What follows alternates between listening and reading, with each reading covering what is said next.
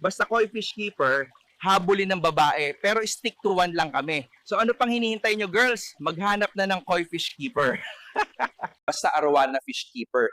Galanti mga yan at mapagmahal. So ano pang hinihintay nyo girls? Maghanap na ng arowana fish keeper. Basta mali fish keeper. Tahimik lang mga yan pero loyal at kaya mag 12 rounds. So ano pang hinihintay nyo girls? Maghanap na ng mali fish keeper. Basta beta fish keeper. Ipaglalaban ka niyan at hindi iiwan. So ano pang hinihintay nyo girls? Maghanap na ng beta fish keeper.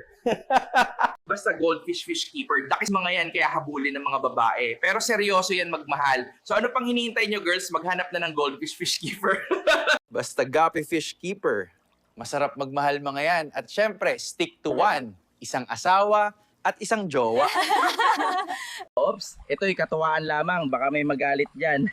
Pero kung nasiyahan kayo, mag-comment kayo kung ano ang next episode natin. Happy fish keeping mga kahabi!